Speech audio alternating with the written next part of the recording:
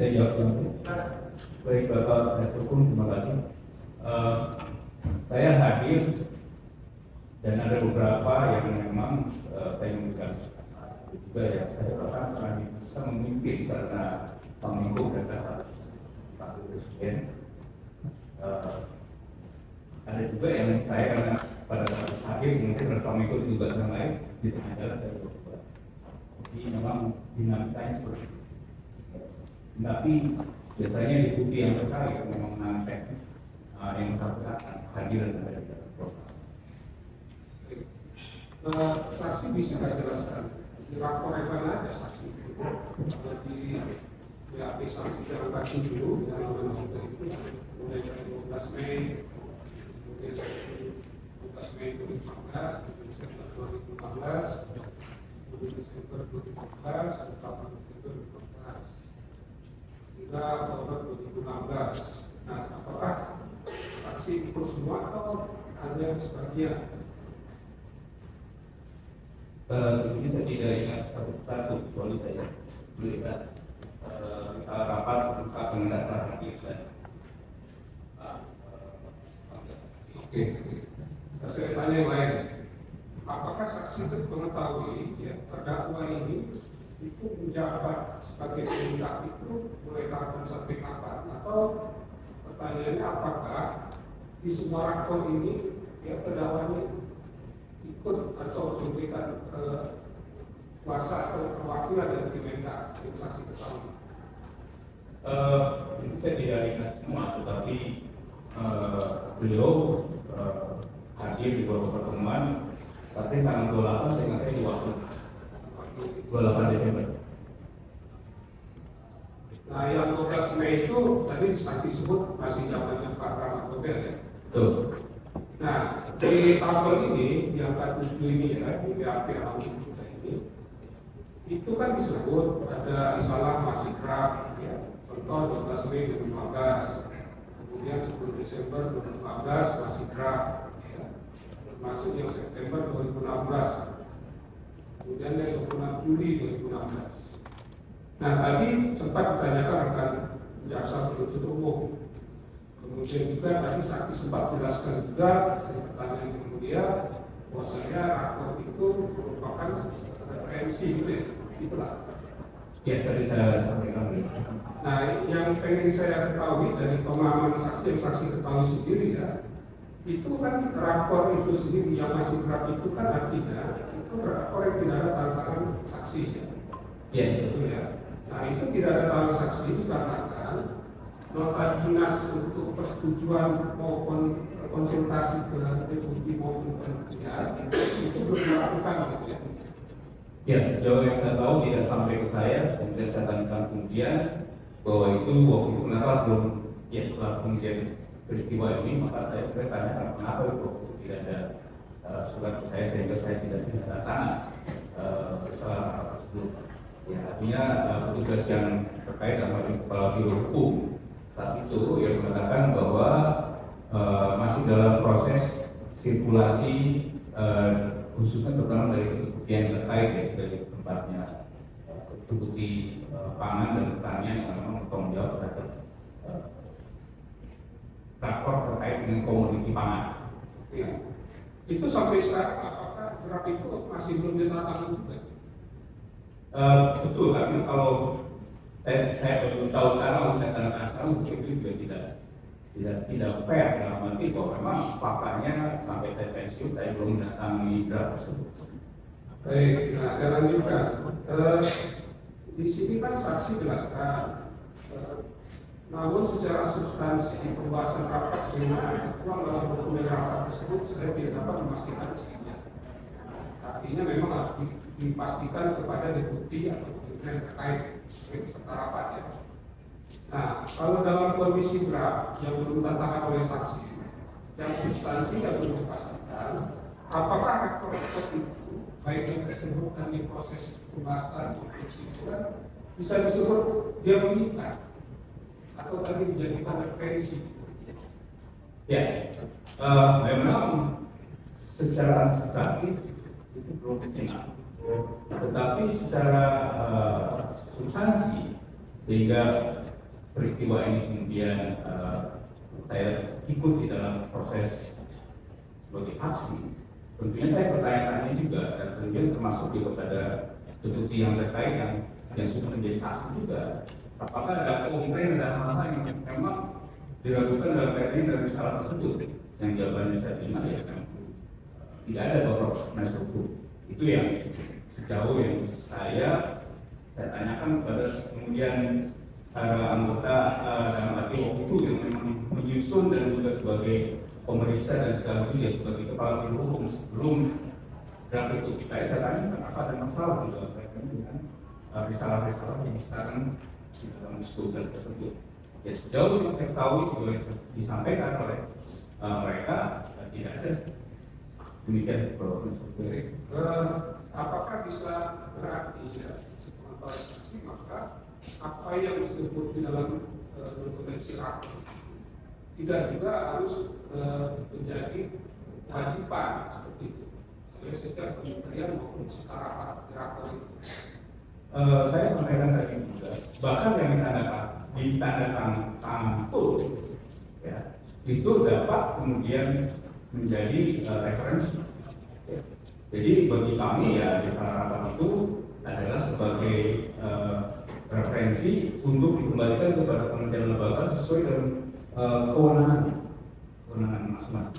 Jadi kalau saya dengar ini sepertinya rapor ini kan cuma rapat koordinasi, sepertinya bukan suatu hal yang mutlak. Kalau saya dengar dari pendapat saksi, itu kan menjadi kemudian menjadi sangat penting untuk kementerian lembaga yang bersangkutan apabila terjadi dispute, apabila terjadi perbedaan semisal HPP misalnya, satu mengusulkan A, yang satu lagi B, yang satu C, disitulah kemudian Bapak Menko Perekonomian berdasarkan hasil diskusi membuat satu arahan. Kalau memang tidak ada dispute sehingga berjalan seperti biasa itu tetap berjalan, tapi kalau ada diskusi menjadi penting. Ya tadi kan saksi sempat menyatakan kalau rapor itu menjadi inisiatifnya Menko Perekonomian, itulah yang mengikat, gitu ya. Betul. Saya tidak katakan itu yang kalau rapor Menko itu mengikat, jadi karena saya sampaikan tadi ada jenis rapor di mana Bapak Menko adalah sebagai pengambil keputusan karena ada Perpres mengatakan Anda sebagai ketua adalah Anda yang memberikan keputusan terhadap apa yang menjadi substansi tersebut. Tapi kalau di rapor ini adalah memang agak berbeda sebagai rapor yang bersifat reguler, ya. Meskipun juga ada juga kalau itu adalah memang langsung arahan dari Bapak Presiden menyelesaikan suatu masalah, pastinya itu akan menjadi satu keputusan yang penting. Nah dari pengetahuan saksi ini bisa nggak dikasih tahu rapornya inisiatif Perpresnya atau dari Menko Perekonomian itu bentuknya apa itu kesimpulannya? Apakah penugasan antara kata-kata halusan rapat para menteri itu lah? Tidak ada, tetapi misalnya dalam konteks kaitannya dengan yang 7 Desember itu dalam kaitannya mengantisipasi adanya kelangkaan stok yang tersedia menurut perhitungan secara teknis dari yang dikoordinasikan oleh Deputi Pangan mengatakan bahwa yang tersedia kalau tidak ditambah itu akan ada Januari sampai April itu nanti setelah itu akan ada kelangkaan. Nah, tentu itu menjadi perhatian yang penting bahkan itu bagi kementerian lembaga terkait dalam hal ini Menteri Perdagangan tentunya menjadi concern. Baik, saya lanjutkan. Di arti itu kan disebut di rapor 12 Mei 2015 ya. Di situ ada angka 286.000 ton yang terdiri dari stok di pabrik gula dan perdagangan pasar, stok indikatif di distributor serta stok indikatif di pasar. Ya. Saksi tahu nggak ini apa yang dimaksud stok masing-masing itu? Yang saya pahami itu stok itu ya dia dipegang oleh pemerintah, kayak bulog. Jadi beras itu ada di gudangnya pemerintah. Nah kalau ini kan disebut di stok itu ada pabrik gula, ada di pedagang pasar, lalu stok indikatif distributor, stok indikatif di pasar. Nah ini bisa nggak? Dan saksi ketahuan apa yang maksud dari Saya ini tidak pakai maksud berbina. Nah, kemudian saksi tahu nggak? Ya, kalau misalnya 280.000 ton itu, yang saksi itu tahu dari rapat-rapat itu sebenarnya untuk kebutuhan berapa bulan? Di rapat tanggal 3 Desember, Deputi Koordinator Bidang Pangan menyebutkan kebutuhan sekitar 200.000 per bulan. Itu bulan Desember. Itu yang saya ketahui. Jadi per bulan kisaran 200.000-an ya. Sekitar itu. Nah, di situ di rapat 12 Mei itu ada disebut ya gula pada itu terdapat data lain dari berbagai sumber yang berdasarkan pada stok khususnya yaitu stok gula pada 12 Mei 2015 adalah 286.000 ton. Ya. Nah, sehingga adalah usulan dari Menteri Perdagangan menyampaikan ini waktu zaman Pak Rahmat Gobel, stok gula masih mencukupi sehingga tidak perlu melakukan impor. Lalu ada juga tuh keterangan dari Menteri BUMN ya di bagian bawah itu disebut di bagian huruf D ya Menteri BUMN menyampaikan pabrik gula BUMN saat ini sedang melakukan penggilingan sehingga dapat memenuhi kebutuhan gula nasional dalam kurun waktu 3 bulan ke depan. Ya. Oleh karena itu diusulkan agar tidak memberikan izin impor gula dalam 3 bulan ke depan. Nah, dari keterangan ini yang saksi ketahui sebenarnya berapa jumlah jumlah kebutuhan 3 bulan ya, sehingga betul waktu itu ada stok 3 bulan ya, kalau angka yang disebutkan cuma 286.000 ton tadi dibilang cuma 1 bulan sebenarnya. Nah di rapat ini tidak jelas 3 bulan itu sebenarnya berapa angka stok gula pada saat itu. Saksi tahu ya? Saya tidak tahu. Tahu. Nah kemudian saya lanjutkan ya. Tadi saksi sempat bilang ya, waktu yang mulia, rakor itu ya baru ada kalau misalnya ada suatu kejadian dari salah satu kementerian yang kemudian dirapatkan dalam rakor gitu ya. Salah satunya. Ya. Nah pertanyaan saya, selama terdakwa ini menjabat menjadi Mendak dari Juni 2015 sampai Agustus 2015, ada nggak ya keluhan dari Kementerian Pertanian ya atau Bappenas atau siapapun setelah rapat itu ya yang tidak yang komplain atau mengeluhkan soal stok gula maupun tingkat konsumsi gula nasional. Ya, misalnya dikatakan ini kok banyak betul impor, nah harus bagaimana, ada nggak itu selama rakor itu? Jadi kalau saya boleh jelaskan ya, rakor yang betul-betul bukan draft yang di masanya terdakwa itu 7 Desember 2015, 28 Desember 2015, 29 April 2016, 8 Juni 2016. Nah 26 Juli itu tidak ada lagi terdakwa itu dan dijawab menteri yang lain. Nah yang saksi ketahui ada nggak waktu itu misalnya ada salah satu menteri bilang itu impornya kebanyakan itu misalnya. Kalau mengingat peristiwa itu agak sulit saya mengatakan ada tidak. Saya basisnya adalah dokumen Ya, di notulensi itu saksi ketahui. notulensi ini saya kira tidak ada ya. Nah kemudian tadi kan dibahas soal jumlah impor ya. Nah yang saksi ketahui ya selama mengikuti rakor-rakor itu kemudian ada peraturan Permendak itu saksi tahu kan? 527 sama 111 111 tidak secara spesifik. ya, tapi tahu ya ada aturan Permendak Selama masa itu, ya. ya Pak tahu ada yang namanya Permendak, ya pertama yang Permendak disebutnya 5. Oke. Nah yang saya tanya saksi, sebenarnya rakor itu ya yang dibahas, yang diputus jumlah impornya atau kebutuhan gula konsumsi nasional per tahun? Concernnya adalah lebih kepada ketersediaan stok ya, supaya jangan sampai terjadi harga yang meningkat, terutama tentunya yang akan membuat masyarakat menjadi kesulitan. Concernnya adalah kesan Ketersediaan maksudnya ya? Iya, ketersediaan. Apakah itu yang dimaksud dengan pemenuhan kebutuhan bulanan konsumsi nasional? Karena kemarin saksi dari Musdalifah dalam rakor 28 Desember ya atau 7 Desember itu kan menyebutkan soal kebutuhan bulanan nasional sebesar 40,9 juta ton per tahun. Ya, disebutkan itu. Nah, yang saya tanyakan ini ya sebenarnya di rakor-rakor itu yang diputuskan itu jumlahnya atau jumlah kebutuhannya dalam satu tahun. Karena gini, kalau setiap impor kita rakor kan impor negara ini rakor, impor rakor gitu kan. Yeah. Yang saksi ketahui bagaimana? Tentu berdasarkan apa yang saya lihat di laporan mengikuti koordinasi pangan bulan Desember itu adalah memang disebutkan ada kebutuhan gula konsumsi secara keseluruhan 1 tahun. Nah, kemudian beliau menjelaskan bahwa berdasarkan data-data yang beliau miliki ada tersisa stok hanya sekitar 800.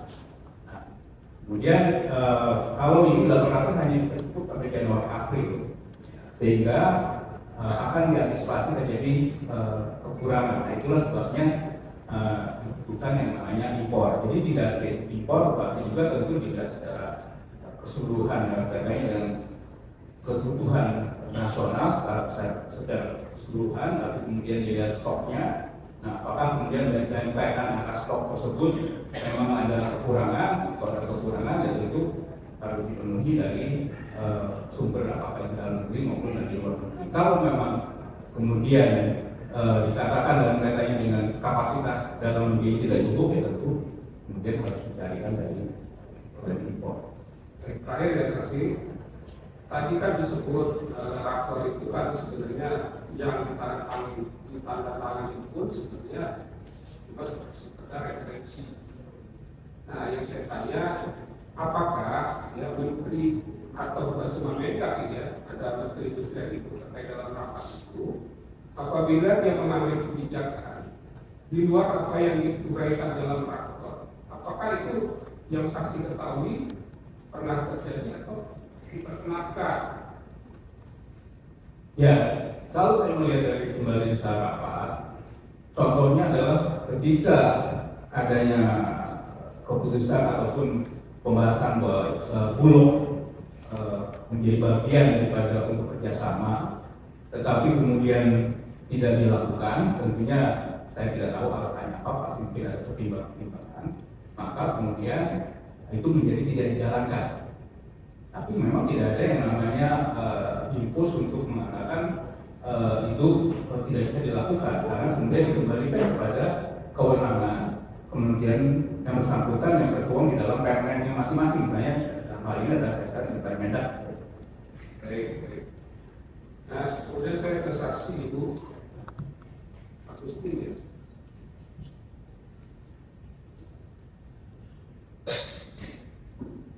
Tadi kan saksi Agustina itu menjelaskan soal angka-angka keuntungan dalam bentuk dolar yang diterima oleh PT apa tadi? Duta Super Internasional. Nah, kemudian oleh penyidik itu dikonversi ke rupiah itu kan? Benar, karena diminta dalam rupiah dan kita tidak bisa memberikannya karena setiap hari dolarnya berbeda kursnya. Jadi kita rata-ratakan setelah setahun yang dibuat di bawah itu rupiah rata-ratanya berapa kita 13.300 rupiah. Jadi dari penyidik langsung dikalikan keuntungannya dengan rupiahnya. Nah itu ya, kalau misalnya angka-angka itu ya, kita kaji dengan berdasarkan bukti-bukti penerimaan yang BP kita, apakah dia sama atau tepat ya angkanya? Atau itu cuma dibuat penyidik, kemudian diterjemahkan angkanya inilah jumlah kerja gitu. Yang dibuat penyidik saja, karena Oke. itu penyidikan pertama, jadi kita tidak tahu apa yang disampaikan, sehingga dari laporan keuangan yang kita dapat dari external auditor itu kita langsung bagi secara proporsional ke penjualannya. Jadi semuanya dirata-ratakan, padahal penjualan ke PT itu hanya satu kali sekitar di bulan Juni ya, ini sampai Juni ya. Sedangkan penjualan kita sugar itu selama 1 tahun. Dan pendapatannya juga seperti pendapatan bunga dan lainnya kita juga proporsionalkan. Semua diproporsional secara rata. Jadi tidak bisa dijadikan sebagai patokan. Baik. Duta Sugar itu ya, apakah selain PPI dia mendapatkan penugasan juga dari operasi yang lain? 2017 saja dari Kemendak. Oh, 2017 dan 2016? Ada belum?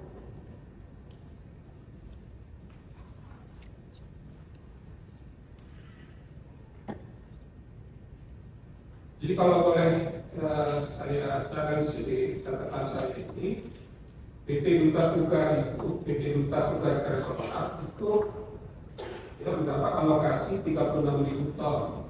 Ya, itu berdasarkan PPI yang tanggal 20 Januari 2016. Ya, Itu dari PPI. Benar ya? benar. Nah selain itu ada lagi nggak melakukan importasi kemudian pengolahan menjadi GKP di tahun 2016? Ada yang berbulok untuk tugas pulang.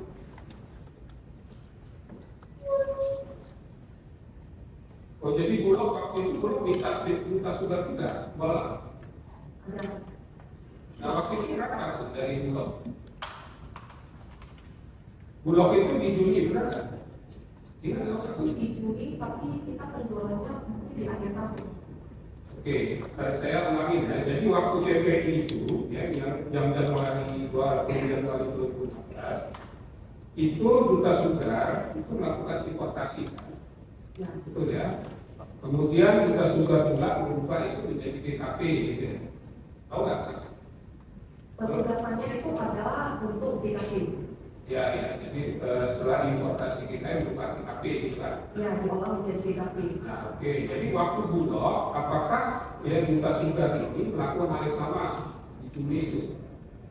Saksi ketahui aja. Maksudnya Juni itu untuk Bulog. Ya. Yang iya, tapi kita pengolahannya itu mungkin di November itu ya, Oktober atau November, bukan di Juni. Juni mungkin penugasannya, TI-nya. Oke. Jadi yang tugasin waktu itu Bulog. Benar. Oh, jadi dapat penugasan dari Bulog, kemudian Duta Sugar importasi, lalu berubah jadi GKP. Iya. Kejadiannya di Oktober. Di bulan apa? Oktober atau November. 2016 ya. Iya. Itu berapa waktu itu? Tahu nggak? Berapa ribu ton? Mesti lihat sama-sama di dari saya nggak tahu. Iya. Tapi itu seharusnya di atas 10.000.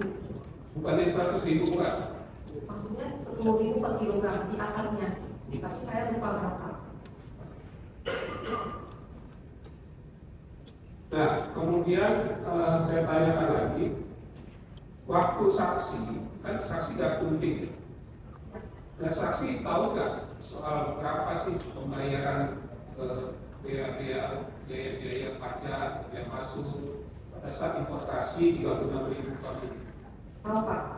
Bisa nggak saksi sebutkan? Biaya masuknya 9M.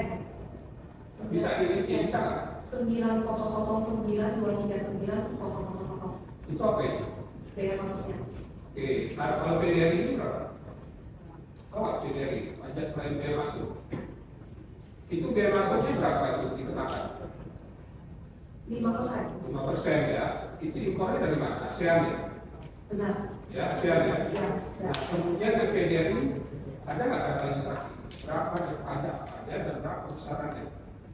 Tidak ada. Tidak tahu itu tidak ada. Karena saya nggak bawa tidak tahu. Oh, tidak tahu ya. Oke. Tapi yang saksi ketahui selama melakukan transaksi di Duta Sugar, apakah cuma biaya masuk aja yang dibayarkan atau ada pajak yang lain? Kita ada bayar PPN, ada bayar BPH, kemudian ketika setelah penjualan ke PPI kita ada membayar PPh badan. Nah, PPh badan ya, berapa itu? 25% dari profitnya. Yang kena badan siapa? PPI ya atau kita sudah yang membayar atas keuntungannya itu. Oke, saya ulangi ya. Jadi PDRI itu adalah PPN, PPH ya pada saat impor ya. Ya. Lalu pada saat jual ke PPI dikenakan lagi PPh badan, gitu ya? Ya, kita bukan ke PPI-nya, tapi membayar ke negara atas PPh badannya, peredaran usahanya itu profitnya. PPh badan itu kewajibannya si PPI atau kita sudah? Kita sudah. Oke. Nah, saksi nggak tahu nggak bahwa datanya itu berapa besar PPh importasi? Tidak bawa datanya. Nah, semua itu ya biaya itu saksi bukukan di pos akunting apa namanya? Pembayaran pajak ke negara. Biaya ya maksudnya ya, benar nggak? Biaya pembayaran pajak ya, pembayaran biaya di biaya. Ya. Nah, saksi pernah nggak alami ya, bisa diketahui kalau misalnya pernah melakukan kekurangan bayar itu nggak biaya. Di 2016 kita sudah kurang bayar. Nah, apa yang terjadi waktu itu kurang bayar? Menyetorkan ke negara. Jadi menambah membayar sisanya gitu ya. Ya. Yang nyuruh bayar siapa waktu itu? Yang nyuruh bayar itu siapa? Bea Cukai kah? Atau dari Menkyu atau dari mana? Dari pajak. kita sudah sendiri yang harus menyetorkan. Dari pajak. Ya, karena setiap tahun kita harus melaporkan SPT PPh badan yang di bulan April. Nah, jadi waktu itu kekurangan bayar itu untuk PPh badan aja. PPh badan di bulan April ya.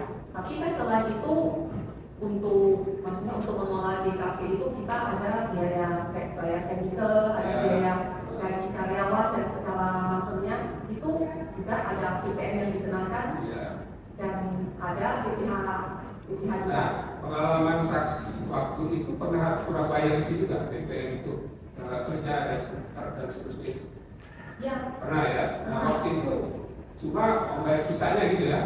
Ya, di restitusi antara maksudnya dikreditkan antara PPh pajak keluaran sama pajak masukan. Kemudian juga sudah ada dipotong PPh atas karena penjualan ke PPI ke negara.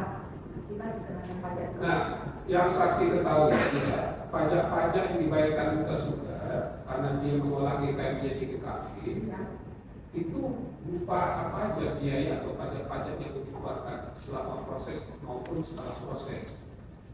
Tadi kan disebut yang masuk pada saat impor kan, ASEAN 5%, kemudian plus PDRI, PPN, PPh 2,5%.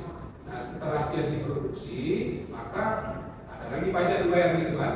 Dijual ke PPI, kemudian dari penjualan itu kita penjualan, ya. ke CUGS kos kita itu selip itu kita bayar 25%-nya.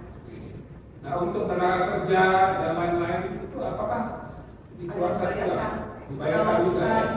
Kita beli chemical ada kena PPN 10%. Kemudian tenaga kerja PPh 21 ada yang 5%, 6% dan sekian. Nah, terus kalau yang ke distributor, apakah Duta Sugar ikut terlibat atau pada saat PPI mendistribusikan ini, apakah distribusi dilakukan oleh PPI atau ikut dibantu Duta Sugar? Dari PPI, jadi Duta Sugar hanya menjual ke PPI. Jadi PPI yang distribusikan. Nah, yang distributor itu ditunjuk PPI atau ikut dibantu Duta Sugar? ditunjuk PPI. Ditunjuk PPI. Duta Sugar nggak kenal? Tidak.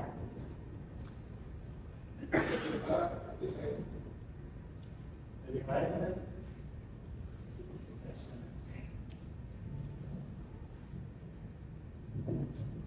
Baik, terima kasih yang mulia. Saya nyambung ke Bu Sri Agustin dulu ya. Bu Agustina, maaf. Maaf.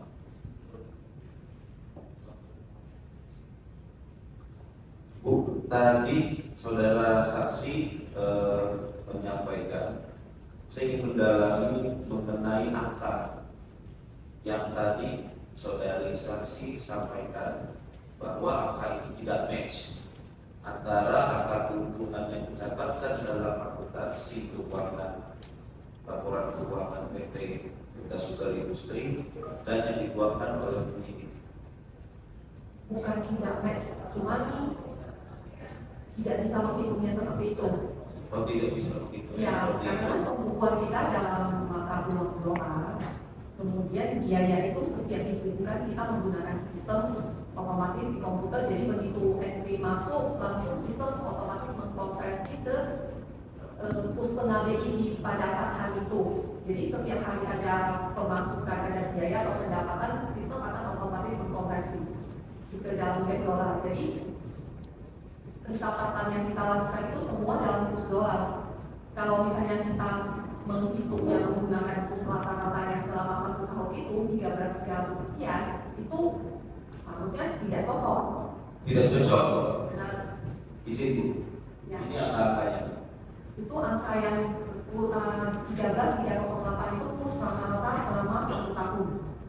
Ini kurs rata-rata 13.308 dalam 1 tahun. Dalam 1 tahun, padahal kita dari di tahun 2016 itu seharusnya kursnya itu fluktuatif, tidak ada yang sama, ada tinggi dan rendah. Jadi saya mau to the point tanya sama ibu. Angka ini berarti salah. Bukan salah, Tapi rata-rata, tapi tidak bisa dihitung seperti itu. Oke. Saya bilang salah ya. Cuman tidak bisa menggunakan kurs itu. Bisa aja misalnya kita menggunakan kurs karena menjual ke PPI ada kurs tersendiri. Apakah kita pakai kurs itu saja? Atau menggunakan kurs ini atau menggunakan kurs yang tanggal lain kan? Tergantung. Kalau misalnya pas kursnya itu 13.500 sudah berbeda, pas kursnya itu 13.000 sudah berbeda juga kan? nah, dalam ilmu akuntansi yang ibu pahami yang seharusnya dipakai itu yang seperti apa dan hasilnya berapa?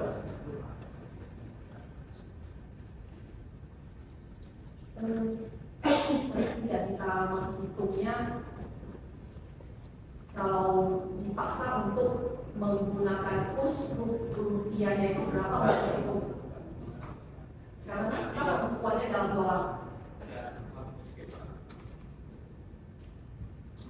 Tadi kan mencatatkan per transaksi kurs yang berlaku saat ini, per transaksi kan begitu. Ya. Berdasarkan kurs Yang saat itu saat benar. transaksi dibukukan. Benar. Ya kan? Benar.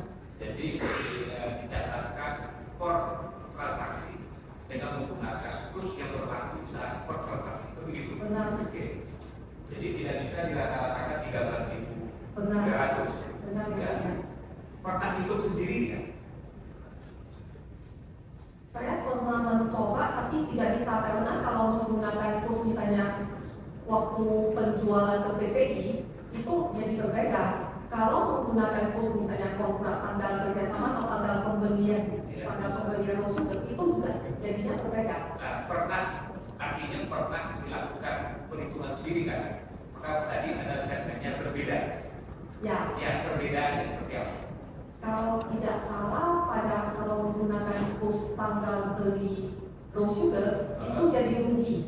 Jadi Kalau menggunakan kurs saat penjualan ke PPI itu ya kalau nggak salah lebih kecil dari ini, lebih kecil dari 13.300 kalau tidak salah. hitungannya berapa? Saya tidak lupa. Lupa ya? Ya, makanya saya tidak berani untuk menggunakan kurs rupiahnya itu untuk menghitung keuntungannya dalam rupiahnya berapa. Oke. Kalau tadi bicara bahwa kursnya berbeda, ya, per setiap transaksi, itu kisaran perbedaannya dari angka berapa sampai berapa? Harus melihat lagi kurs selama tahun itu berapa. Ya, ini berapa? Masih ingat nggak? Karena Berapa setiap di ada angka 13.300 ini? Atau variatif ya? variatif Pak. Ya, minimumnya berapa? Di angka berapa? Saya tidak melihatnya kemarin tidak ada, Oke, kalau maksimumnya tidak melihatnya tidak. dan lihat ya, Ya, apakah ini bisa dinyatakan sebagai rata-rata? Tidak. seharusnya nggak bisa karena PT itu penjualannya di bulan Mei sampai Juni itu, sedangkan ini rata-rata selama 1 tahun.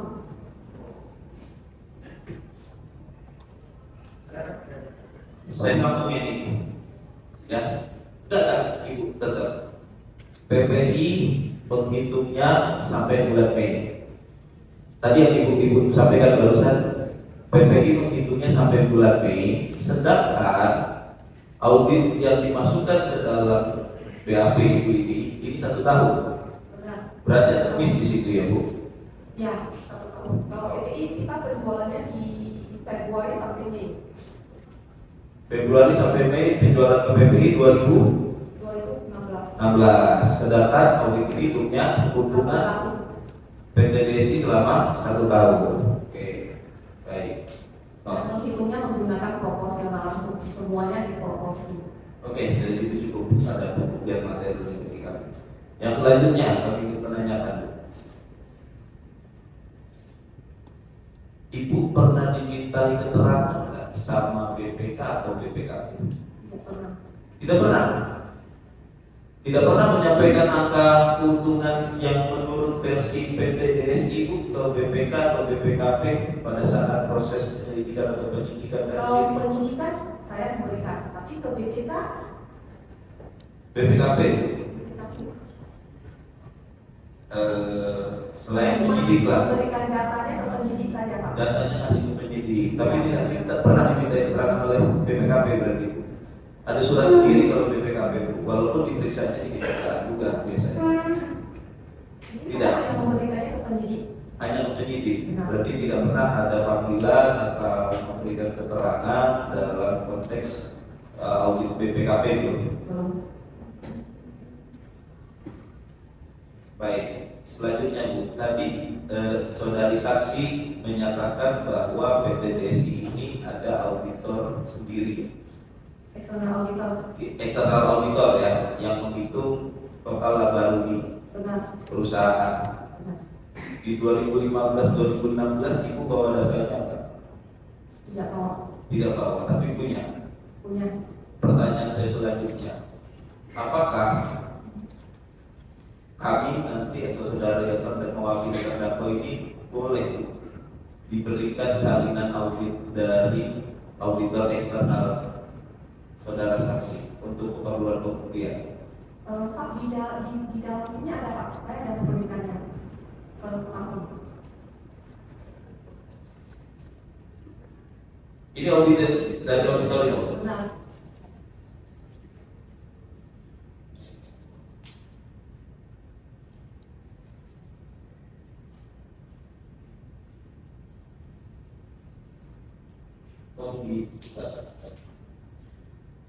Betul ini catatannya itu dari auditor ini. Benar dari eksternal auditor semua Pak. Nah, sekarang ini angka yang tadi dituangkan dalam rupiah dengan angka yang ini yang tidak match atau tidak pas menurut Ibu secara penghitungan keuntungan yang mana? Di sini ada nggak yang diminta untuk proporsi ke penjualan ke Bulog berapa, yang ke level berapa, yang ke PPI berapa?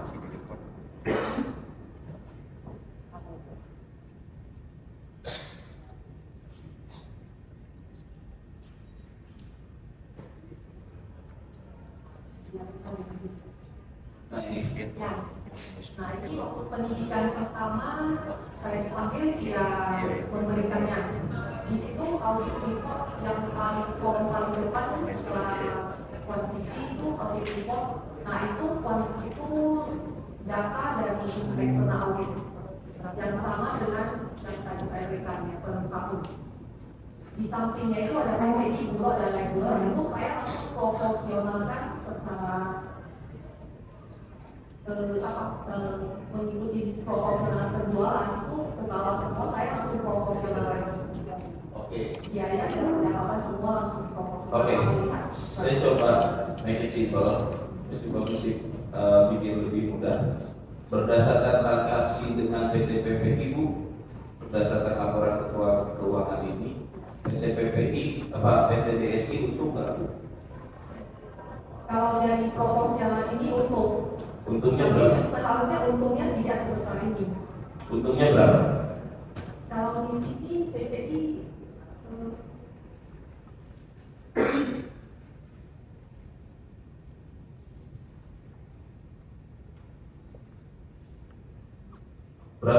keuntungan PT DSI dari penjualan ke PT PPI.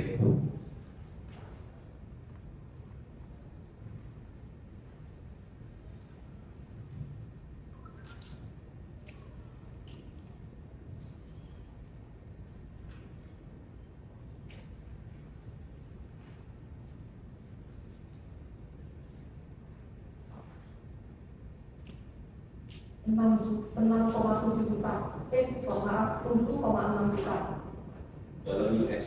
dalam USD, tapi itu proporsionalkan dan pendapatan bunga yang seharusnya bukan karena penjualan ke PPI itu juga ada dimasukkan ke dalam.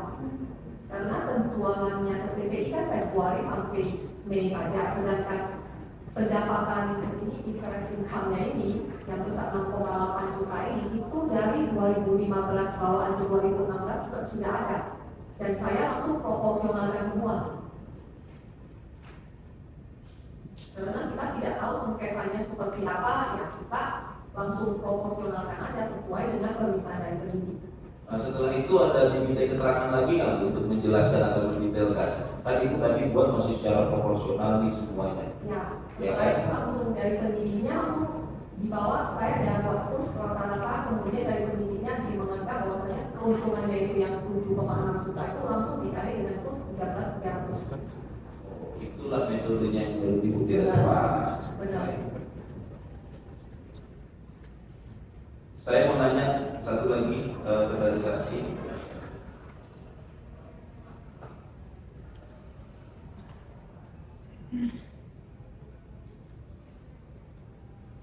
Dalam dakwaan PT DSI ini telah menerima keuntungan ya, kalau dalam dakwaannya tadi kurang lebih senilai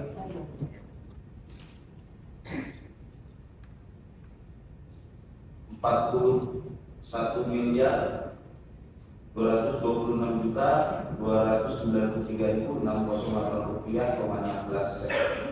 Nah, pertanyaan saya di sini tercatat bahwa PT DSI memberikan uang yang berupa keuntungan sebesar tadi yang saya sebut kepada Bapak Hendro Biarto A.Iwo. Apakah pernah ada pencatatan pemberian uang kepada pribadi Bapak Hendro Biarto senilai 41 miliar? Setahu saya 41 miliar itu untuk deposito jaminan saja. Deposito apa? Maksudnya sebagai jaminan karena dipahami ini, karena ada kasus ini. Dan Saya belum masuk ke jaminannya di situ. Oh. Di catatan keuangan 2015 atau 2016 atau di 2017 pernah nggak ada PT DSI ngasih uang? Tidak ada pencatatan sama sekali. Tidak ada pencatatan terkait itu. Nah, berarti si penerima 41 M ini itu PT DSI itu sendiri ya? Maksudnya penerima 41 M ini Keuntungan dari transaksi dengan PT PPI ini. Kita nggak ngebahas detail rangkai lagi ya Bu ya, karena tadi udah habis. Tapi di dalam dakwaan ini kan ada keuntungan yang bilangnya diterima oleh Pak Hendro Biarto melalui PT DSI. Makanya saya tanya secara pencatatan keuangan PT. Secara pencatatan keuangan PT ada nggak penerimaan keuntungan 41 M itu dan keuntungan itu diberikan kepada Pak Hendro Biarto? tidak ada. Tidak ada. Baik. Selanjutnya terakhir saya mau nanya masalah jaminan tadi Bu. Setelah ini ditahan itu maksudnya gimana? Yang bayar jaminan siapa? PT apa Pak Hendro Biarto atau seperti apa, dan itu dasarnya apa serta dicatatannya apa? PT Juta Sugar yang membayar. PT Juta Sugar membayar kepada Jampitsus. Itu dasar catatan transaksinya Kita masuk ke sebagai jaminan saja. sebagai Akun sementara itu. oh, di akuntan Ibu ditulisannya Jaminan. uang jaminan. Nah, Baik, terima kasih saudari saksi Pak Bukit Pak. Saya singkat aja sama Pak Iqbal. Terima kasih Pak keterangan Bapak menerima serahkan persidangan kali ini. Saya mau nanya mengenai audit tata niaga impor gula Pak yang diterbitkan oleh BPK pada tahun 2017 terkait importasi gula periode 2015 dan 2016. Apakah Bapak mengetahui audit tersebut? Saya tidak mengetahui. Mengetahui? Tidak. Atau tidak mengetahui? Kalau terkait pelaksanaan importasi gula Pak, khususnya di 2015 dan 2016, apakah BPK itu melakukan audit Pak biasa? Saya pun tidak tahu. Tidak tahu ya. Selanjutnya, apakah Bapak pernah dimintai keterangan oleh BPKP? Tadi kan BPK, sekarang saya BPKP. Tidak juga. Tidak. Baik, saya mau masuk ke HPP Pak. Karena tadi Bapak bilang kalau ada dispute, khususnya salah satu contohnya adalah mengenai harga HPP. Ya betul ya Pak ya. Oke. Antara Menteri Pertanian dan Menteri BUMN. Iya, Bisa bisa banyak. yang saya ingat di bulan Mei itu. Oke. Nah, pengambilan keputusan itu vetonya di Menko atau dirundingkan atau voting atau seperti apa Pak? Tentunya di Pak Menko, Pak Menko. tapi kalau tidak ada hasilnya, kalau menurut nilai tidak ada keberatan ya tapi itu bisa. Baik, sekarang saya mau masuk ke 8.900 yang diputuskan Pak. Ya, diputuskan HPP itu 8.900. HPP sendiri apa sih Pak pengertiannya Pak? Harga pokok penjualan. Harga pokok penjualan. Penjualan dari siapa ke siapa? Kalau ini dari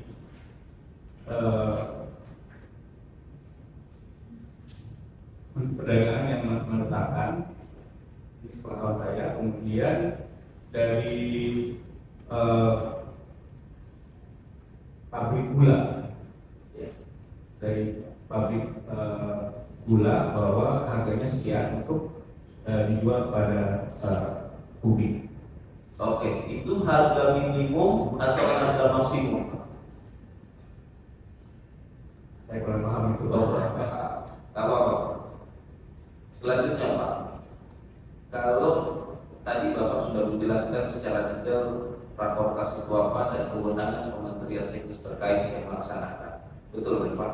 Betul. Nah, kalau penentuan sendiri Pak, kan PT PPI diputuskan dalam rakor, Betul. betul? PT PPI membeli dari perusahaan gula swasta itu penentuan harganya siapa yang menentukan? Rakor, Mendak, atau antara PT PPI dengan 8 perusahaan swasta tersebut?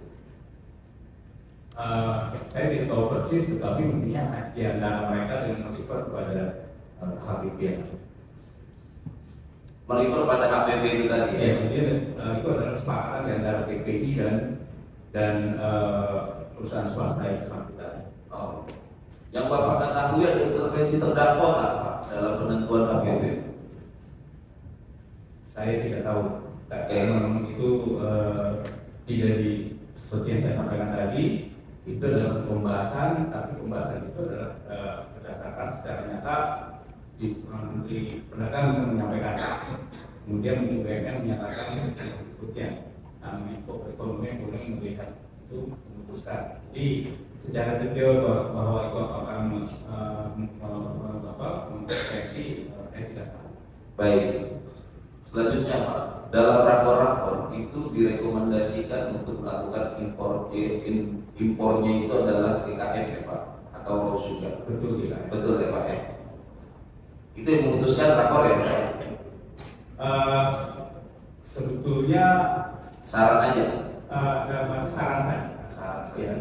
Ya, saran saja karena ya pada akhirnya memang disepakati bersama bahwa mendorong industri dalam negeri itu menjadi sangat penting. Baik. Apakah setelah periode 2016, 2017 juga berlangsung hal yang sama? Rekomendasinya atau sarannya dalam rakor itu juga sama? Ya, saya tahunya sampai tahun 2017. Sampai 2017? Ya. Sarannya adalah sama, raw tunggal ya, Iya. bulan kristal mentah. Iya. Oke. Baik Pak. Dalam rakor Pak, pernah tidak Pak ada pembahasan khususnya di 2015, 2016 melarang merubah BKM menjadi BKP?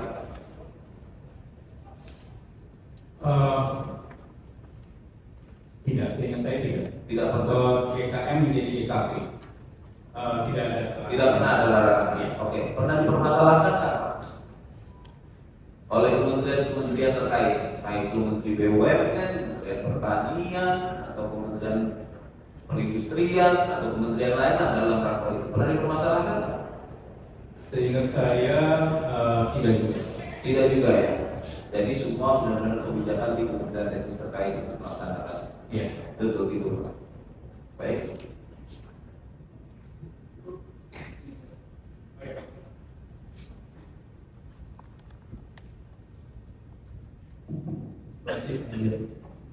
Kami bertanya ke Pak Iqbal, tadi bisa dijelaskan mengenai kesepakatan dalam itu adalah PKM. Nah, pertanyaan saya masalah kesepakatan mengenai adanya impor gula mentah itu sejak kapan sebenarnya Pak? Udah ada ini. Saya diskusi pernah dikatakan oleh Ibu Mus bahwa preferensi terhadap impornya jangan gula DKP tetapi DKM itu saya kira pada masa sekitar 2007-2008 lama berjalan ya, karena ketika itu menceritakan bahwa deputi yang terkait itu memang sangat ingin industri dalam negeri itu punya nilai tambah. Itu alasannya. Yang ini diskusi saya bukan dari pembahasan di dalam risalah rakor.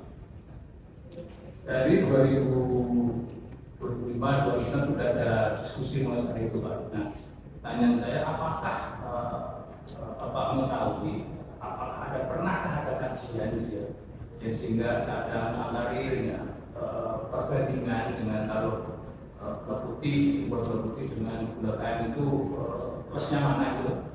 Saya tidak tahu, belum pernah. Bapak juga belum pernah. Saya tidak tahu apa sudah ada atau belum ya. Memang bukan bagian saya. Dan mungkin pada saat itu saya juga belum ada di kantor Menko. Nah, kalau sepengetahuan Bapak ini kalau misalnya tugas untuk mengkaji nilai tambah itu seperti apa? Karena ini kaitannya dengan industri, tentunya adalah Kementerian Perindustrian. Ya. Pernahkah Bapak dalam tadi menerima dari kantor Menko itu laporan perkembangan mengenai harga gula dalam selama periode Pak Limbo? Tidak, mungkin itu dilakukan oleh Deputi Koordinasi Bidang Pangan dan Pertanian. Kalau surat dari laporan masuk ke sana itu saya kira Deputi yang bersangkutan yang melakukan monitoring dan secara rutin saya kira melakukan pertemuan dengan Kementerian Teknis.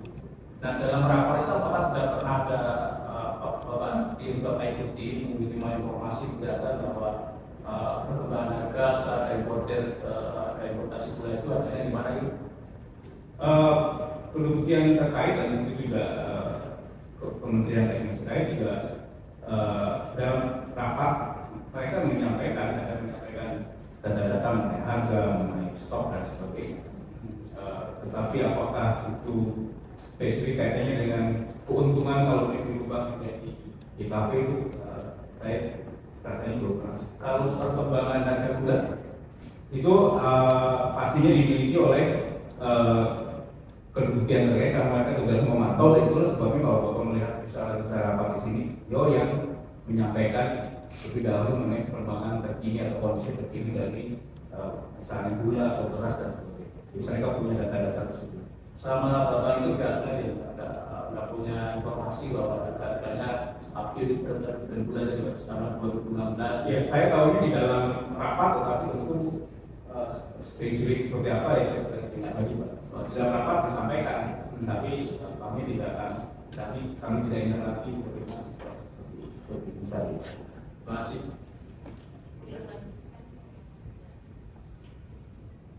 Bapak,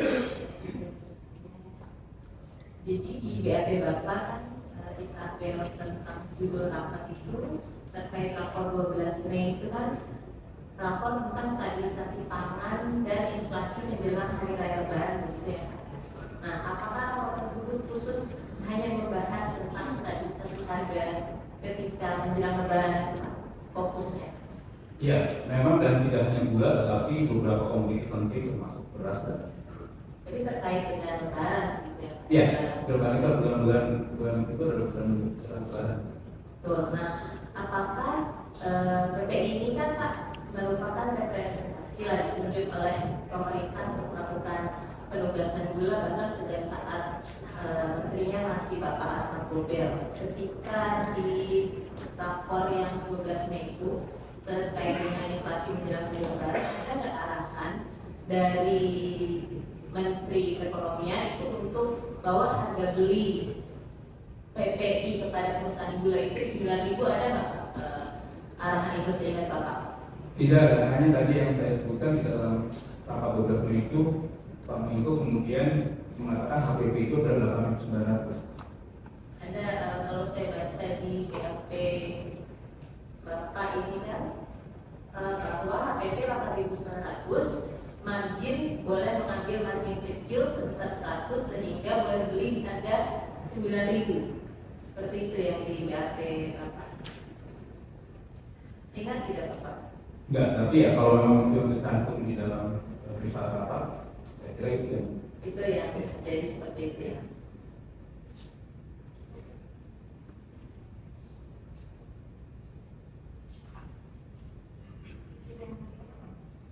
Sedikit aja Pak, aja dengan Bapak yang di dalam 3 ini kan ya rapat koordinator atas kementerian tanggal divisi 12 Mei tulisannya itu kan Menteri Perdagangan bilangnya stok gula masih mencukupi sehingga tidak perlu melakukan impor.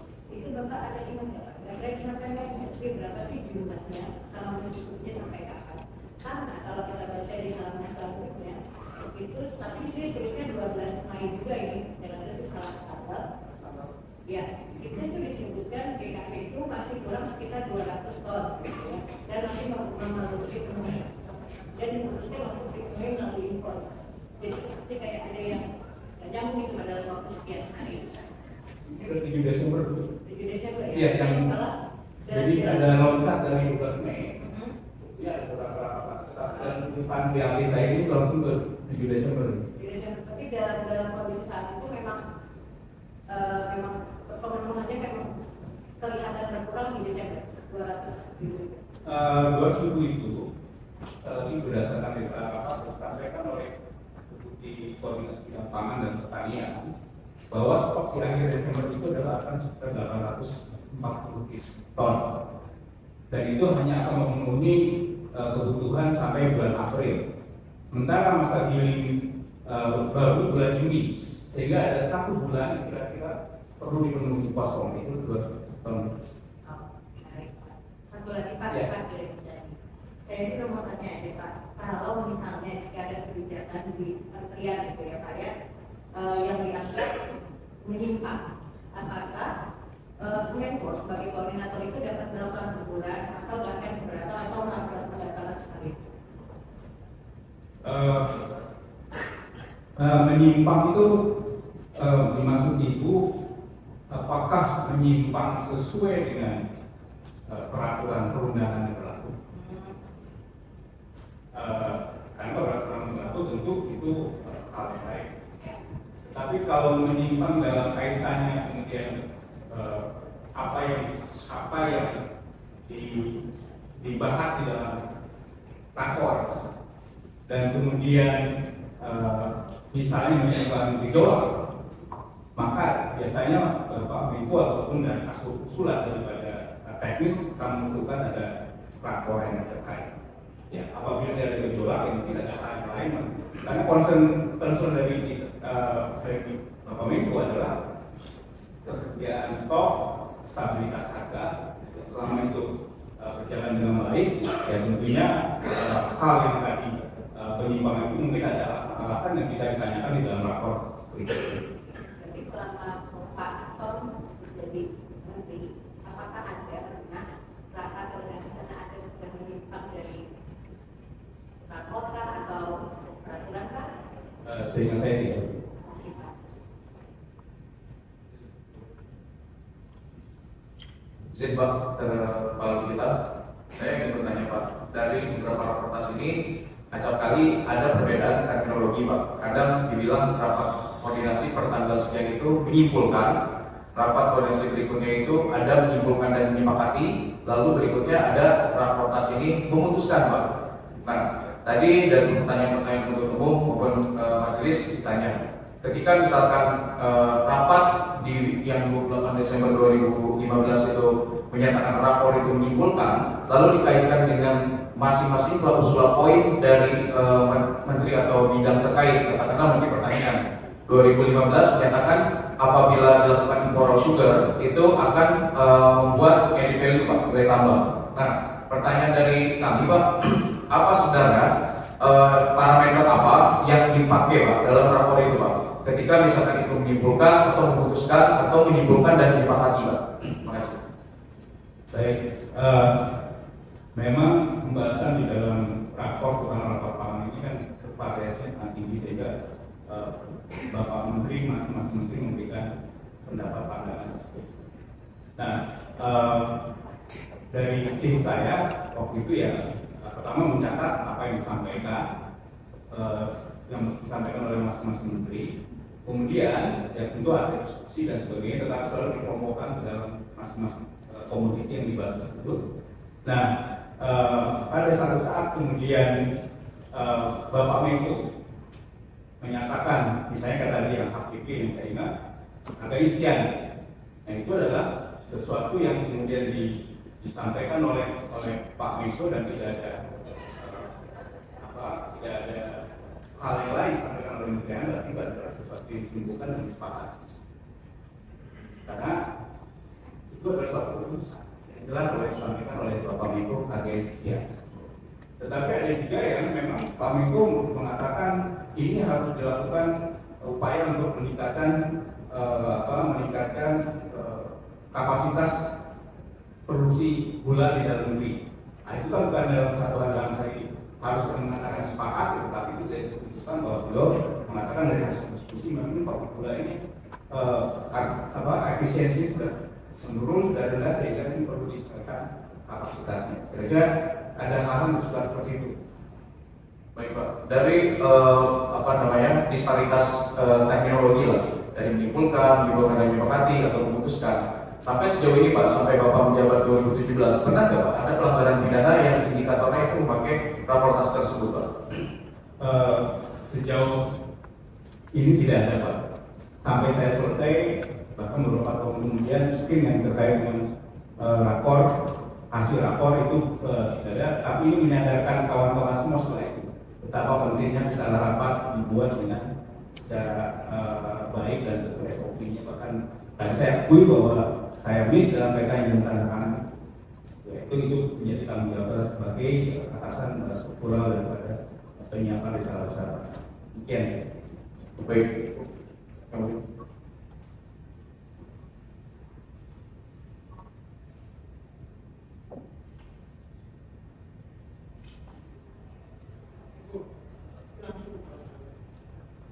Sudah cukup ya mungkin.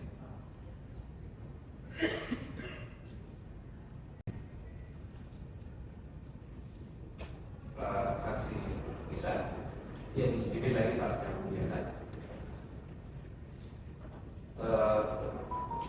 Setelah membaca risalah ya Pak, risalah rapor 28 Desember 2015 ya, tadi kan sudah disampaikan terkait kebutuhan kekurangan gula 17.200.000 itu menyampaikan dari buktinya Bapak di kemudian kemudian ada penyampaian dari Dirjen Perdagangan Dalam Negeri, Menteri Perdagangan menyampaikan bahwa Menteri Perdagangan menugaskan PDI untuk melakukan perluasan gula melalui Kementerian BUMN dengan menyertakan BPPN. Disampaikan oleh Dirjen Barang Dalam Negeri.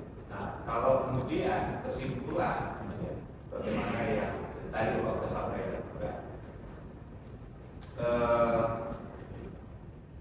terkait juga, ya, Bulog segera berkoordinasi dengan PBI terkait impor gula, ya kan, sampai menunggu penyelesaian peraturan pemerintah tentang Bulog.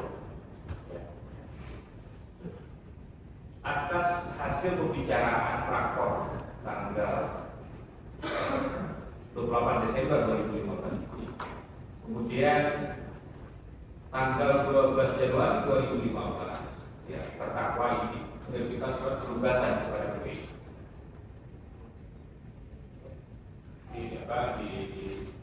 Berdasarkan transaksi di sidang ini.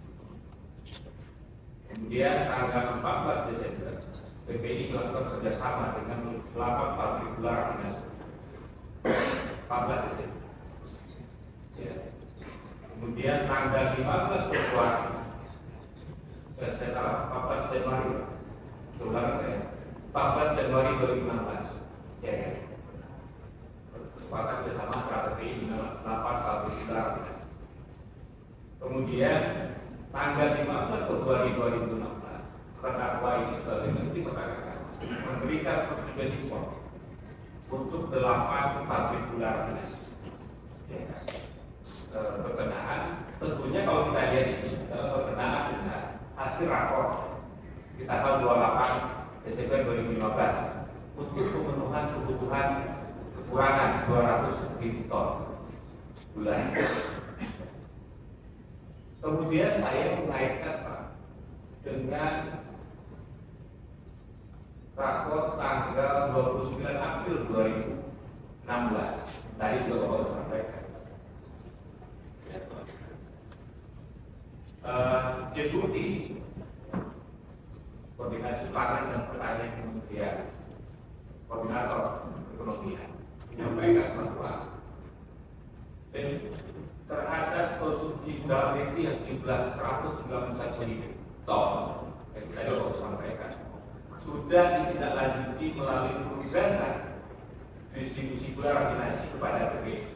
Artinya kan, ya kan, yang tanggal 28 Desember, kemudian ada penugasan ya, dari terdakwa yang selalu menteri waktu itu.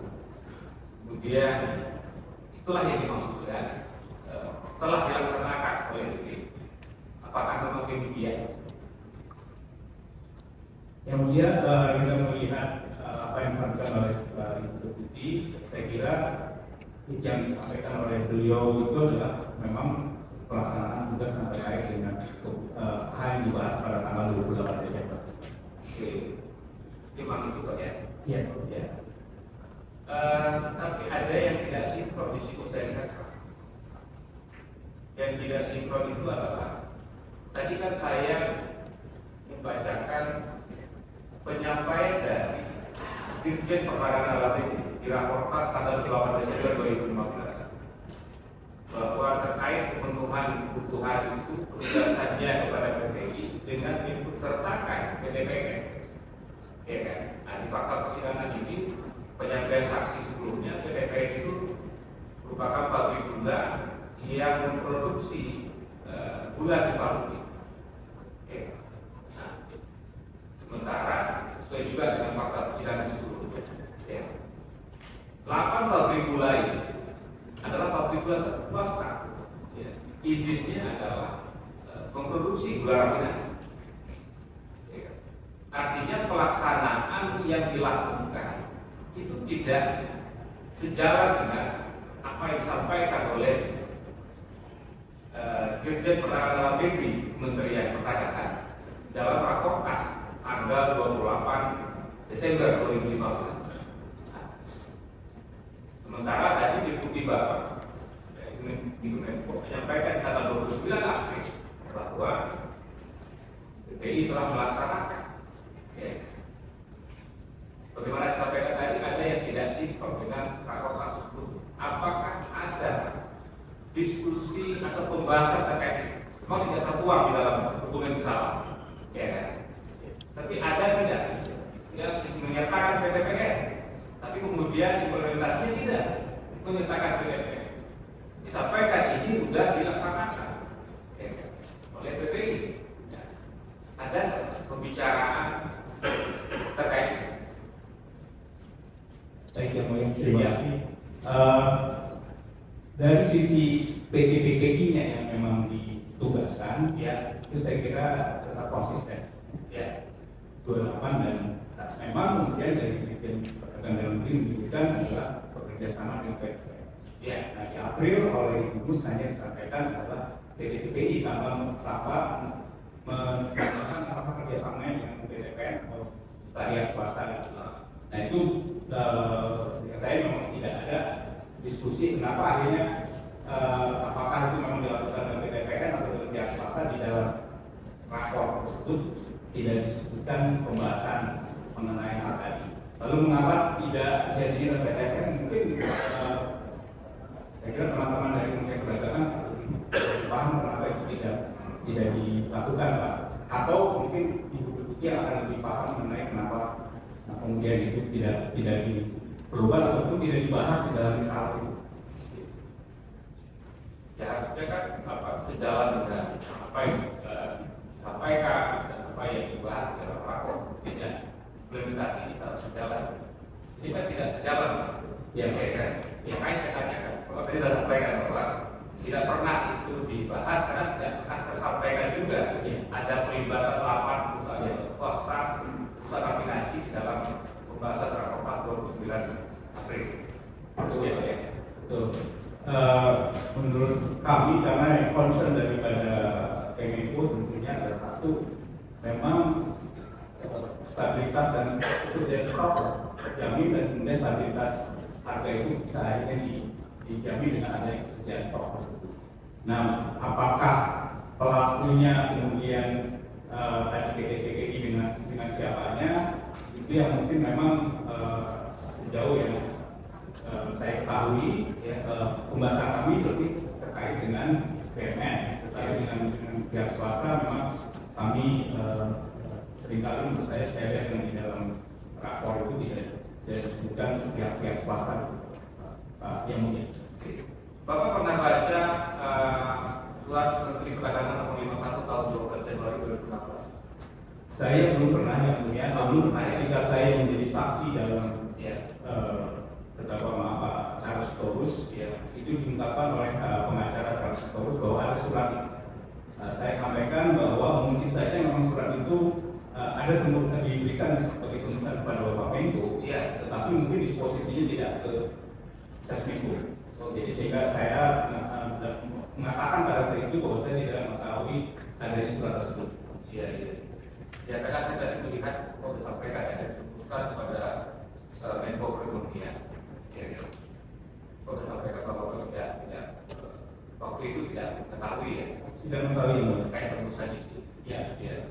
Karena di sini kan disebutkan bahwa memang menindaklanjuti hasil rapor khas 1 Desember 2015.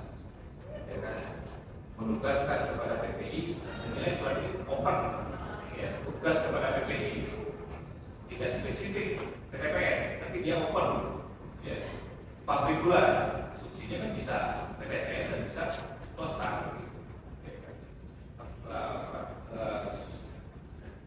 Bisa saya percaya.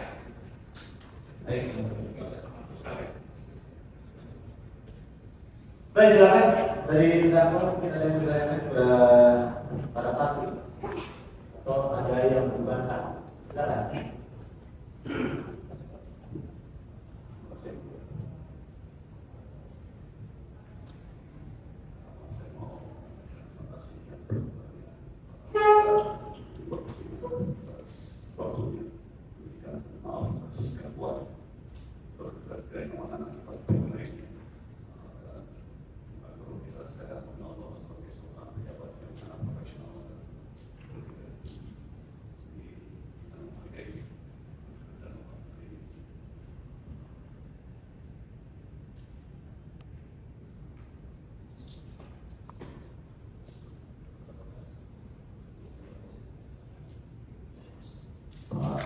kita, saya mau minta tolong Bapak untuk membantu kita mengurai angka-angka yang disampaikan dalam risalah raportas di bulan Desember 2016 tahun depan. Ada yang dilaporkan oleh Ibu Deputi Bidang Bidang Keseimbangan, yaitu Menlu Promosan. Kalau kita baca itu tersebut mengatakan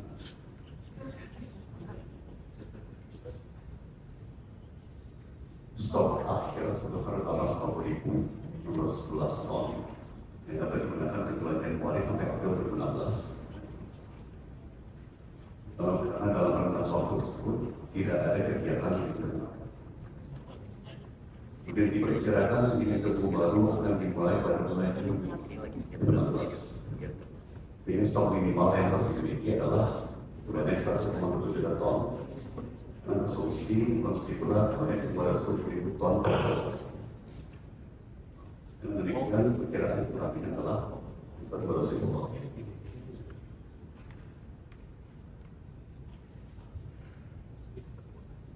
Apakah kira-kira benar penelitian seperti berikut ini?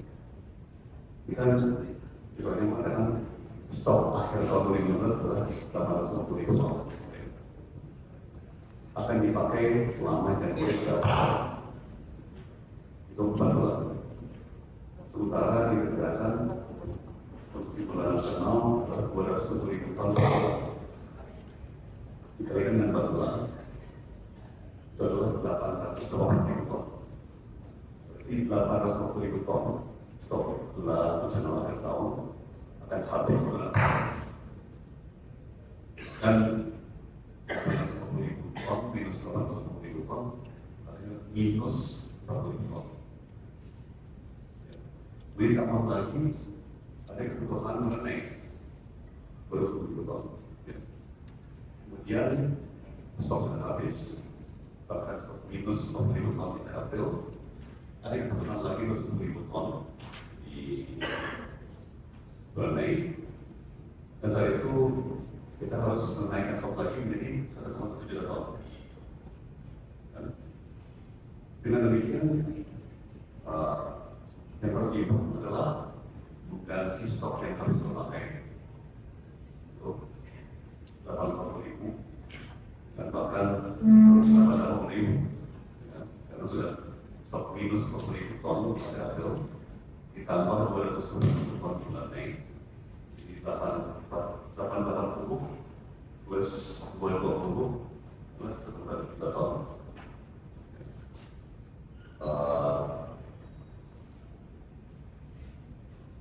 Sorry, 80 plus ya.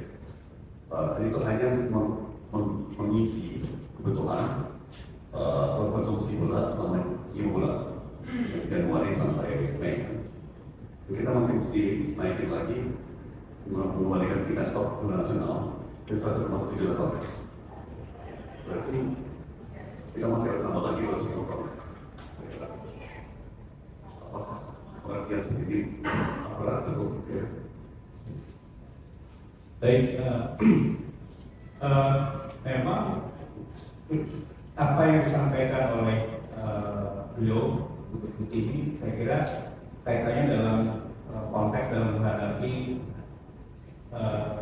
Lebaran, ya, sampai juga menunggu daripada terjadinya proses kegiatan ini, seperti juga yang kalau kita ingat di bulan Mei tahun 2015, di situ kita tidak ada impor pada saat masa Juli. Karena itu bulan Mei sampai bulan Agustus masuk 3 bulan ke depan. Jadi apa yang disampaikan oleh Ibu itu kaitannya dengan mengisi hingga yang seperti yang tahun sebelumnya itu sampai terjadinya kegiatan giling, maka itu saja yang diisi dulu. Nah, kemudian nanti ada kegiatan giling, mungkin sampai beberapa bulan. Nah, setelah itu mungkin ada kebutuhan lagi. Nah, ini yang pemahaman saya begitu.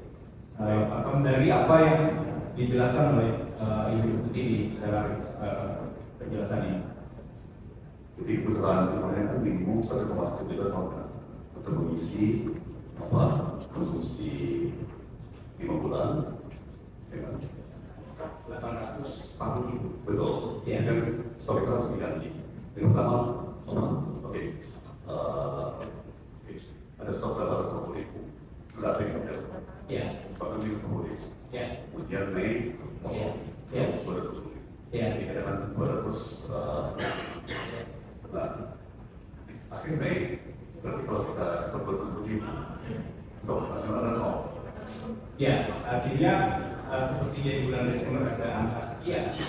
Diharapkan dalam bulan sekian yang dari domestik untuk stok, mungkin juga ada tambah impor nanti di bulan-bulan akhir. Itu bahwa setiap akhir tahun itu memang kita harus punya stok. Betul. Saya kira kita sepakat bahwa itu penting bagi Penting sekali. Tapi apakah tadi yang memang Pak Tom sampaikan bahwa nanti habis di bulan Mei lalu harus isi lagi? Nah memang seingat saya bulan Mei yang tahun lalu pun memang tersisanya sekitar 280 ribuan di bulan Mei itu. Kemudian diisi oleh produksi baru daripada pada saat musim panen. Tapi betul di akhir tahun itu harus menumpuk lagi sehingga mendekati harga 1 juta. Baik. Pada persidangan sebelumnya saksi dari Apri, Ketua Asosiasi Center RI saya menyampaikan bahwa mengkonfirmasi pengalaman Januari sampai April tidak ada produksi Indonesia di dia juga bisa lakukan forecast yang April dunia berapa yang April ditentukan istilah forecast April halaman 9.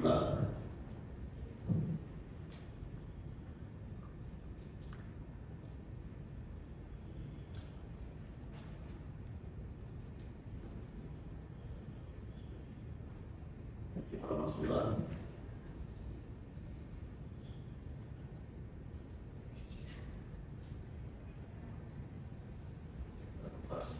Visual atas Kristen April.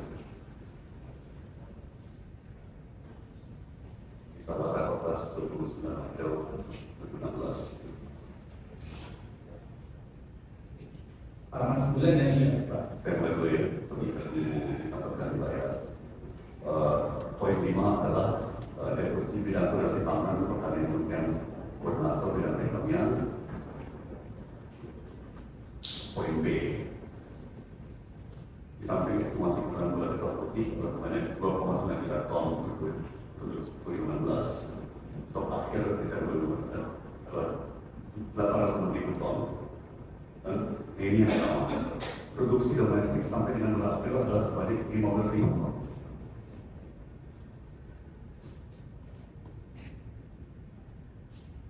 Produksi domestik sampai dengan bulan April 2016 sebanyak 15.000 ton. Ya. Kemudian karena ini riwayatnya 29 April untuk bulan Mei 2016 sebanyak 220.000 ton pasti estimasi. Ya. Ini juga mengatakan estimasi untuk ini pasti 400.000 ton. Ya. Jadi mulai ini memberikan bahwa memang Januari sampai April produksi dalam negeri itu tinggi sekali. Hanya 15.000 ton dari awal 2016 sampai akhir Oktober 2016.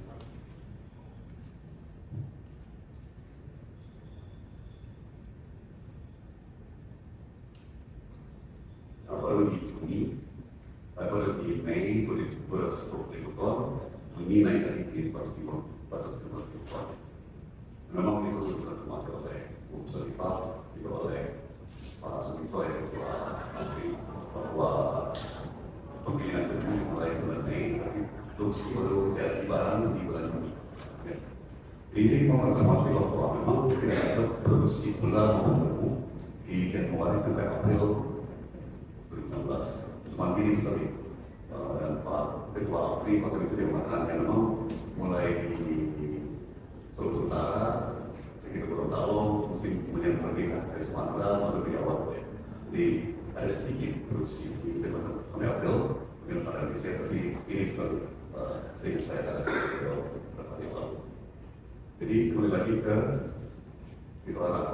rakortas yang ber Desember 2012. Ya. Masih ke perumusan tadi, lama.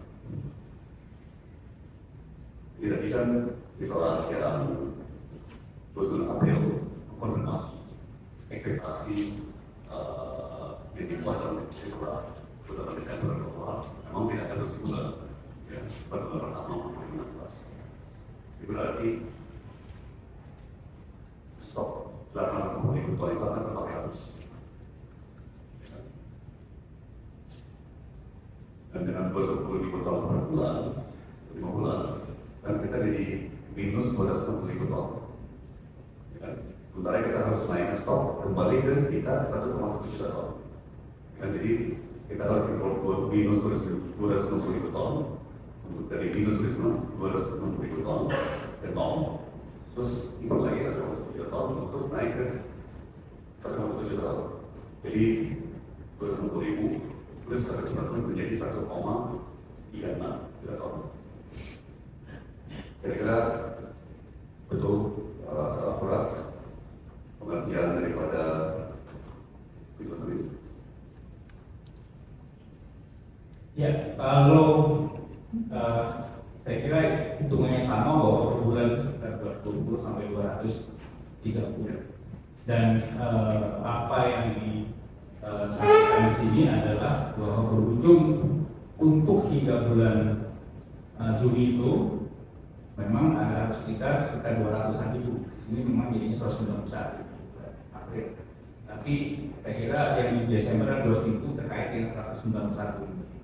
Nah, kemudian untuk yang seperti Pak Tom sampaikan untuk mempunyai stok sampai 1,1 juta di bulan Mei, apakah itu terkait dengan IKM? Saya kurang paham kalau ini Pak, mohon maaf karena yang saya bisa pahami itu adalah bahwa ini ada 190.000 ton atau 200.000 ton itu adalah dalam kaitannya mengisi yang bulan Mei dan Juni. Nah, kemudian bahwa ada lebih dari itu yang memang juga tidak dibahas dalam pertemuan 28 Desember. Kembali lagi wewenang dan tanggung jawab untuk merumuskan dan melaksanakan kegiatan teknis ada di Kementerian Teknis. Iya. Berarti dalam hal ini wewenang dan tanggung jawab untuk merumuskan dan melaksanakan kegiatan teknis. Informasikan saat ini juga yang mengatakan sesuai undang-undang peraturan terkait. Itu bukan Kemenko. Betul. Sedikit lagi di bawah kita. Ini Bapak menyampaikan dalam BAP ini atau pemeriksaan wawancara dari Rakortas Mei 2015 langsung ke Rakortas 7 Desember 2015. Padahal sendiri di antara dua tanggal itu ada rakortas lain atau rakortas lain yang juga membahas pangan termasuk pangan. Apakah itu saya mau melakukan itu? Betul. Ke-12 risalah rapat itu kami sampaikan. Dan tentunya ada semua di dalam BAP karena Semua risalah itu. semua risalah rapat itu kami sampaikan yang terkait dengan pembahasannya. Selama masa itu ada rapor-rapor yang terkait dengan bahan pokok penting yang kami ambil adalah karena kaitan dengan hal gula, makanya kami ada yang ada hal gula.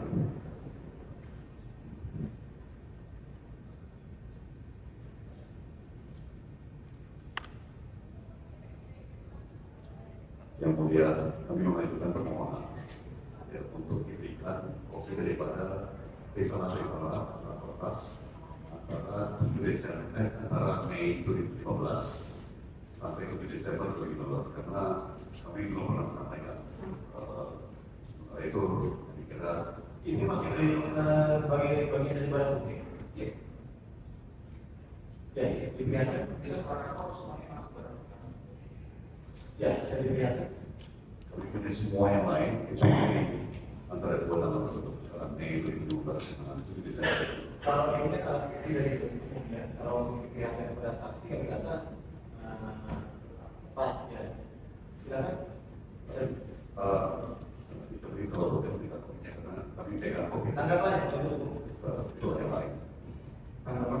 tidak memiliki. Baik, kalau mau dibiarkan kami membantu sidang.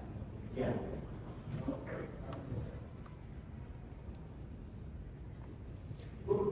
Sedikit lagi.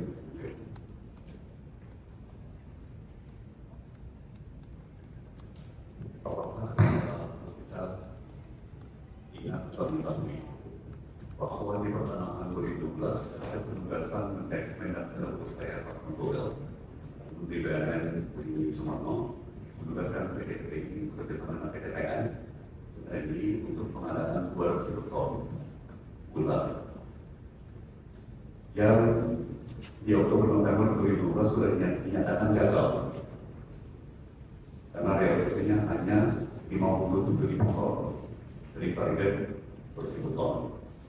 Kemudian di sesuai BAP terdakwa Kapsikorus. Bahkan di Desember 2015, PDPI dan Kepala BPN menyetujui untuk menurunkan komitmen BPN dari 200.000 ton menjadi hanya 90.000 ton. Maka lalu kita saat itu mengetahui atau mengingat ada data atau fakta seperti itu.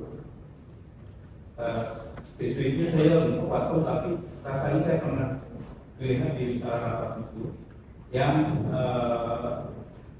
kira-kira disampaikan bahwa PDPN tidak konsen terhadap penugasan yang diberikan kepada PDPN. Pertama yang kapan saya harus lihat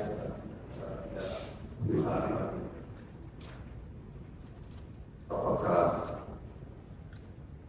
lalu kita mengetahui hal itu atau menyadari bahwa kemudian Ibu Menteri BUMN dan saya memberikan penugasan kedua tentang tambahan kepada PPTI untuk mengadakan 200.000 ton gula lagi yang melalui surat Januari saya mengatakan ke semua pesan gula bukan hanya BUMN tapi juga swasta apakah melalui Kadina atau mengetahui ya, saya memahami bahwa ada penugasan PPI yang 200.000 itu. Tetapi apakah atau dengan siapa saja? Di dalam keputusan 28 itu adalah bekerja sama dengan Bulog. Bukan. Yang 28 Desember. Cuma bilang Bulog akan segera donasi. Ya. Disampaikan yang mulia Pak Office sambil menunggu revisi Perpres mengenai Bulog. Ya, itu ada. Ya, mengenai itu, tapi ada juga yang sebentar, kalau boleh saya.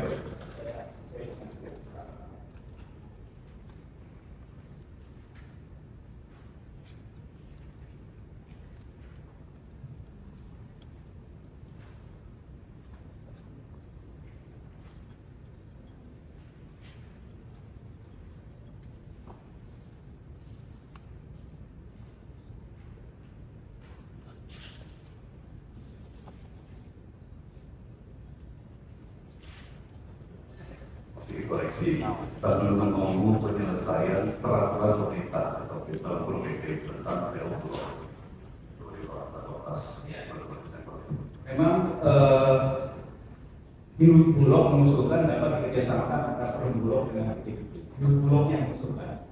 Tapi kemudian Pak Menko ya silakan Bulog berkonsultasi dengan PPI tapi untuk peraturan. Tapi di Bulognya mengatakan mengusulkan kerjasama tadi. Saya kira kaitannya sehingga lebih baik dengan PPI tersebut.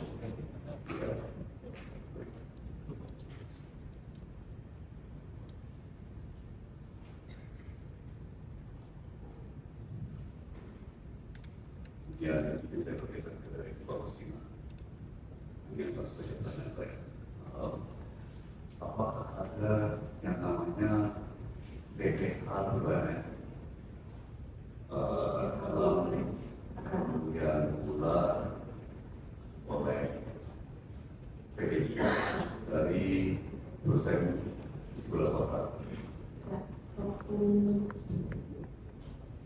kita sudah jual ke PPI membayarnya itu dikurang dengan BPH BUMN. dan berapa jumlah PPH BUMN tersebut? Apakah 1,5%? Ya, kita 1,5%. Dan itu adalah pajak yang dipotong oleh Duta Sugar. Potong oleh BPI. BPI langsung kalau membayar ke Duta Sugar itu sudah langsung dikurangi. Bukan Duta Sugar yang menyetor 1,5% itu ke kantor pajak. BPI sebagai pengungut. Kan PPI mau bayar Duta Sugar. Potong, maaf. Ya, Duta Duta Sugar Sugar yang yang dipotong memotong ke secara sehingga net Duta Sugar terimanya 98,5% daripada Duta Sugar yang dipotong ke negara. baik. Jadi Duta Sugar yang menyetor 1,5% PPH BUMN tersebut kepada negara dan kantor pajak on behalf of PPI itu sendiri. Dipungut oleh Duta Sugar atau institusi swasta, institusi swasta dari BUMN sendiri.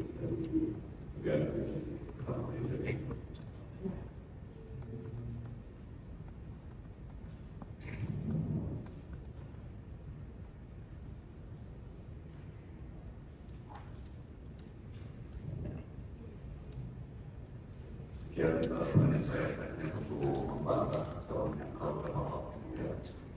Pertama, saya membantah bahwa pasal 3 Permendag 117 tahun 2015 mengatakan bahwa jumlah impor gula harus sama dengan kebutuhan gula nasional disepakati dalam pokok. Dan pasal 3 Permendag 117 tahun 2015 mengatakan bahwa jumlah impor gula harus sesuai, bukan sama dengan kebutuhan gula nasional sebagaimana disepakati dalam platform. Satu. Kedua,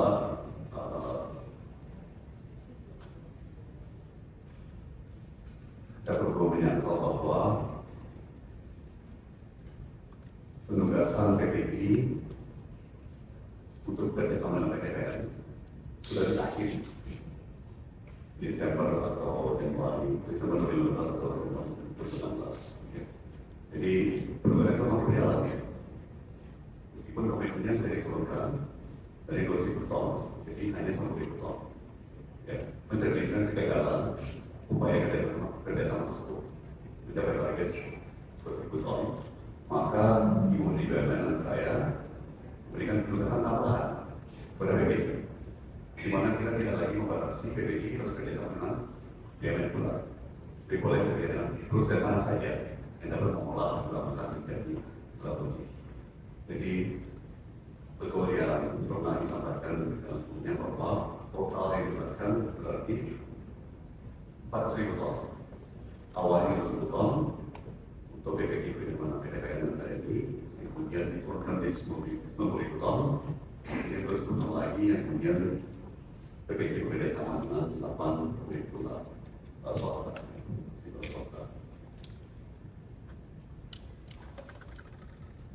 Betul yang disampaikan Bapak yang kemudian Pak Hafid tadi, penugasan kedua itu tidak melarang PPI untuk bekerjasama dengan industri gula BUMN, tapi terbuka untuk siapa saja yang dapat memasuk gula, termasuk melakukan juga untuk berbagai stok gula nasional. Ketiga, saya perlu membantah menyangkal bahwa izin usaha kejahatan bersama gula swasta menjadi terdakwa dalam perkara ini hanya membolehkan mereka memproduksi gula rafinasi.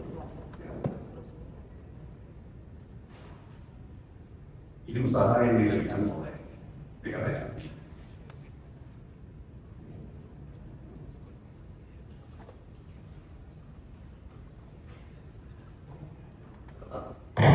Izin usaha industri.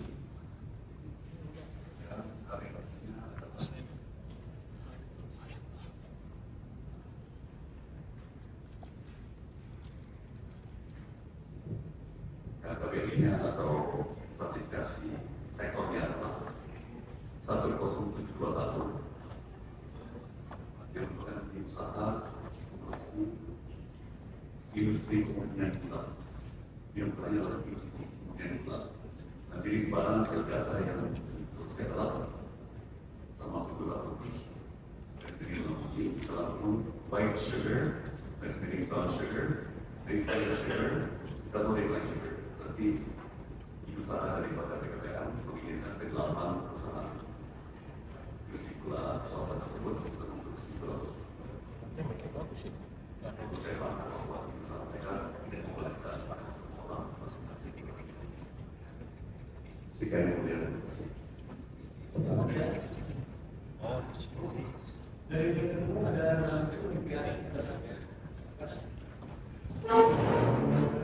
Khusus yang surat tadi kita lebar.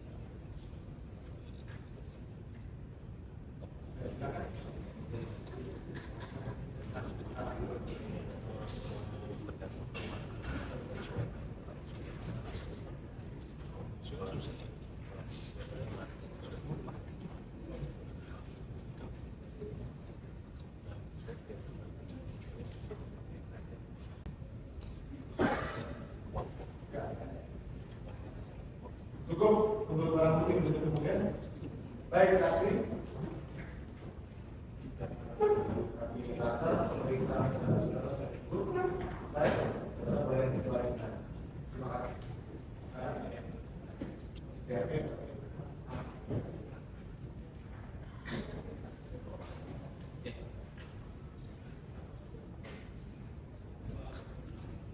Baik, jadi kalau waktu sudah mencapai juga ya. Saksi berikutnya kita sidangkan sampai pukul 18.30. Ada sisa 8. Kita break untuk isoman. Sidang besok.